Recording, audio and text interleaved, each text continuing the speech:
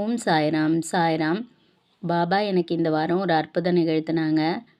இந்த வாரம் திங்கட்கிழமை என்னாச்சுன்னா, வார சந்தை நடக்கும் எங்கள் வீட்டுக்கு பக்கத்தில். அங்கே தான் நான் போய் காய் வாங்குவேன். அப்போ 2 பிக் ஷாப்பர் பேக்கும், ஒரு ஹேண்ட் பேக்கும் எடுத்துகிட்டு போனேன். அந்த ஹேண்ட் பேக்கில் வந்துட்டு என்னோடய ஆதார் கார்டு, அதுக்கப்புறம் வண்டியோட ஆர்சி கார்டு எல்லாம் இருந்துச்சு. எப்பயுமே ஏடிஎம் கார்டு, பேன் கார்டுலாம் அதிலே வச்சுருப்பேன். ஆனால் அன்னைக்குன்னு பார்த்து அது ஏடிஎம் கார்டும், பேன் கார்டும் வேறு ஒரு பர்ஸில் வீட்டில் இருந்துச்சு. இது மட்டும் தான் இருந்துச்சு. ப்ளஸ் என்னோடய மொபைல் இருந்துச்சு. நான் மொபைலை வச்சு அங்கங்கே ஜிபே பண்ணிவிட்டு லாஸ்ட்டாக ஒரு கடைக்கு வந்தேன். அப்போ வந்து அந்த 2 பிக் ஷாப்பர் பேக்கும் இருக்குது. ஹேண்ட் பேக்கை கீழே மிஸ் பண்ணிவிட்டு நான் தக்காளி வெங்காயம் வாங்கிட்டு வண்டிக்கு வந்துட்டேன். வண்டி சாவியும் அந்த ஹேண்ட் பேக்கில் தான் இருக்குது. வண்டிக்கிட்ட வந்தோன்னே தான் வண்டி சாவி எங்கேன்னு பார்க்கும்போது தான் ஹேண்ட் பேக் இல்லைன்றதை உணர்ந்துட்டு திரும்ப அந்த கடைக்கே ஓடினேன். ஆக்சுவலி சந்தைங்கிறது ரொம்ப கூட்டமாகவே இருக்கும். அதுவும் ஒரு 7, 7:30 போல் நான் ரொம்ப இருட்டான டைமில் தான் போயிருந்தேன்.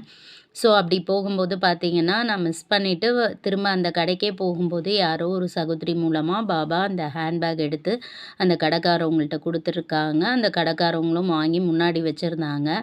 அதை பார்த்தோன்னு தான் எனக்கு நிம்மதியாச்சு. சத்சரிதத்தில் பாபா சொல்லுவாங்க இல்லையா, உண்மையின் வழியில் சாயப்பாவை பிடிச்சிக்கும்போது அவங்க சிறு சிறு விஷயத்துக்கு கூட ஹெல்ப் பண்ணுவாங்க அப்படின்றத உணர முடிஞ்சது. இது சிறு விஷயம்னு நான் சொல்லிடவே மாட்டேன். இது ஒரு பெரிய விஷயம். ஏன்னா என்னோடய வண்டிக்கு அந்த ஹேண்ட்பேக்கில் தான் இருக்குது. ஹேண்ட்பேக் போயிருந்திருந்தா ஆதார் கார்டு போயிருக்கும், வண்டியோட ஆர்சி கார்டு போயிருக்கும், அதே மாதிரி என்னோடய வண்டி கீயும் போயிருக்கும். நான் இன்னொரு ஏற்கனவே வண்டியோட ஸ்பேர் கீயை தொலைச்சிட்டு இது ஒரு கீ தான் வச்சுருக்கேன்.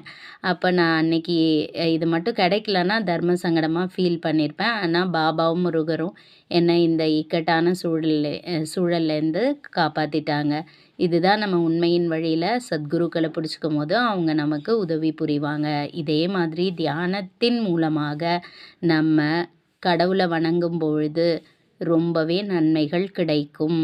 ஹார்ட்ஃபுல்னஸ் தியான பயிற்சியும் பண்ணுங்க சாய்ராம். ஏன்னா நான் அந்த ஹார்ட்ஃபுல்னஸ் தியான பயிற்சியோட அந்த ஹார்ட்ஃபுல்னஸோட பேட்ச் வந்து நான் அணிஞ்சிட்டு போயிருந்தேன். எங்கே போகணுன்னாலும் அந்த பேட்சை நான் போட்டிருப்பேன். அந்த பேட்ச் வந்து இந்த மாதிரியான ஏதாவது சூழல்லேருந்தெல்லாம் நம்மளுக்கு கெடுதல் வராமல் பாதுகாக்கும் அப்படின்றத நான் உணர்வேன். அதனால் அந்த பேட்சும் போட்டுட்டு போயிருந்தேன்.